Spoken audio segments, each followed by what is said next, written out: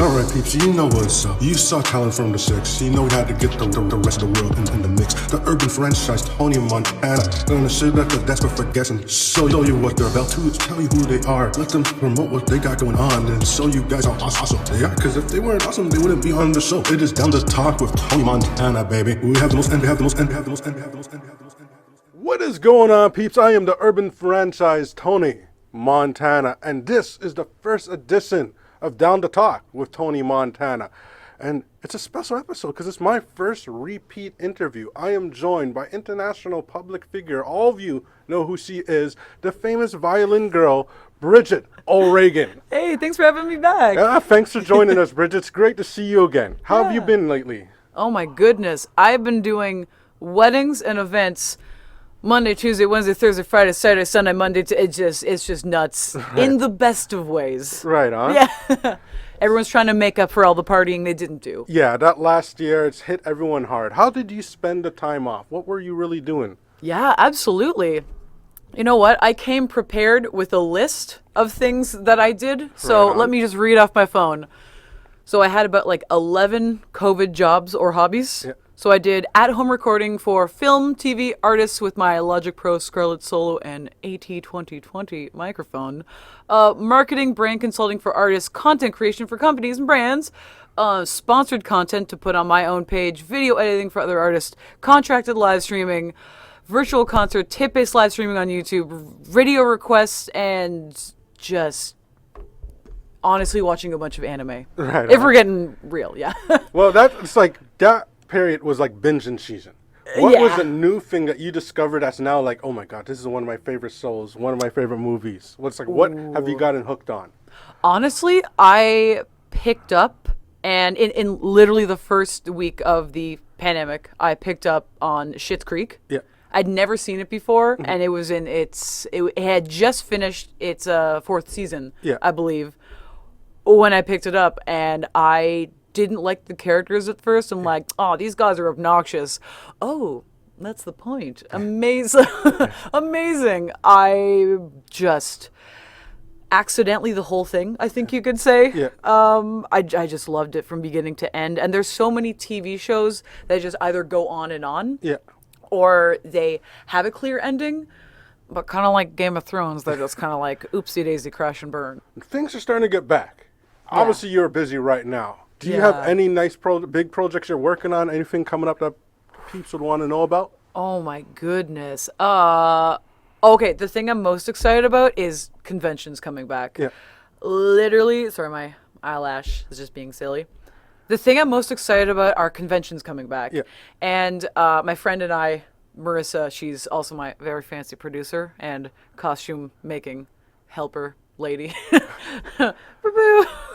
So we're just really excited to be going back to conventions, and we have, I think, 2 or 3 new convention videos coming out in the next month, I'd say. Right on. It takes about 4 to 8 hours of shooting at the convention, of filming, and then it takes about 40 hours of editing. Just straight up editing to get it from just videos of me running around being like, hi, you don't know me, can I play a theme song for you? And the parents are like, oh, okay. And the kid's like, yeah, I guess. Yeah. But then afterwards, it's a lot of fun. Yeah, right so I can't wait for everyone to see that. Right on. Yeah. We have some Naruto in there. I play Bluebird, I think. Yeah? Yeah. Right on. Yeah. Bluebird, some Evangelion. It's going to be good. Nice. Yeah. So what is the biggest con you've been to? Oh my goodness. I'm going to say MegaCon in Florida. Yeah? And that was in May 2019. 2019, okay. It was so much fun. Yeah. It was so much fun. I think that's the biggest. Yeah. I can't say how many people were in there, but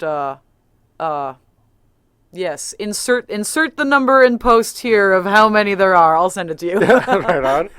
So, when you go to a con, what is because I know when I go, it's like see a bunch of cool cosplayers, get some pictures, buy a bunch of comics, and maybe find a cool weapon replica. Absolutely. What is your vibe? What are you doing when you go to a con? Yeah, mostly I'm lucky enough that, Marissa and I are now guests at a lot of these conventions. Right on. So our kind of job is to just, I don't know, play music for people. Yeah.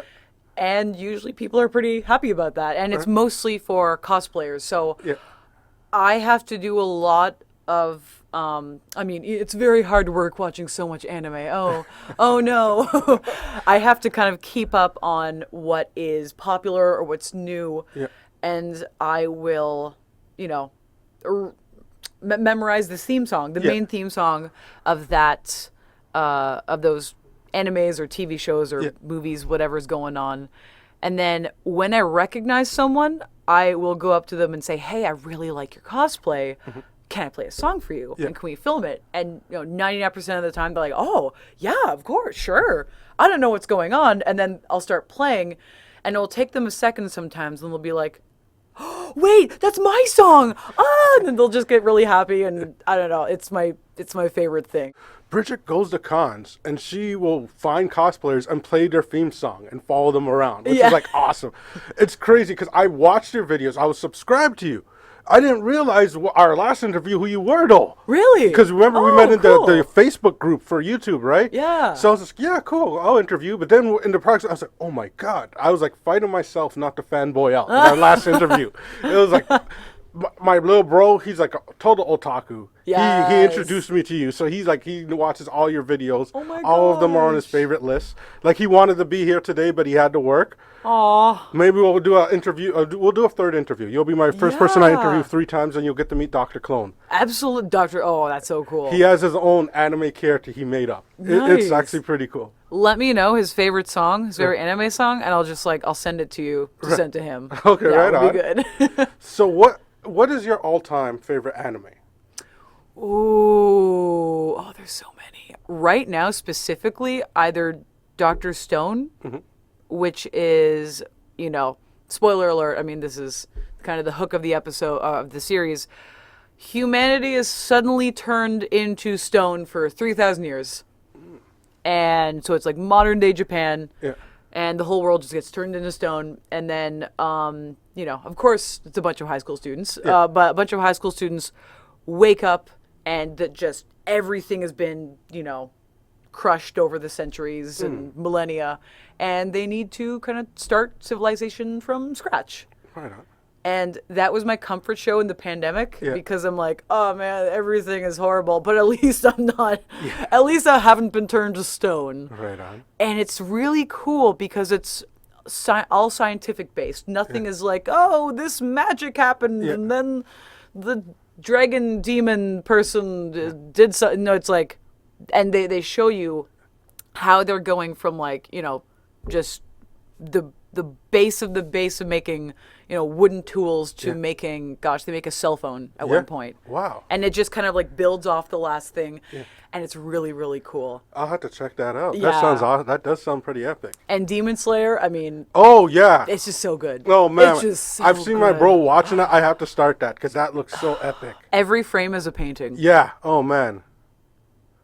Yeah, you will cry. Yeah? I don't cry at things. I didn't cry when I watched the Titanic. I was like, nah. Yeah. She should just get, share it. Okay, whatever. Mm-hmm. But Demon Slayer, I was like, ugh. Oh, wow. It's really good. I have one question for you. Yeah. And I ask everyone I've been interviewing the last year this question. Okay. You live in Toronto, right? Yes. How long have you lived here? I've lived here for 6 years. Okay. So yeah. You might be able to answer this. Where is the best place to get a Jamaican beef patty? Oh gosh, I've seen the threads and the debates. Oh gosh, I'm gonna say Bathurst or Eglinton subway station. Yeah. Warden and Bayview are the most popular ones.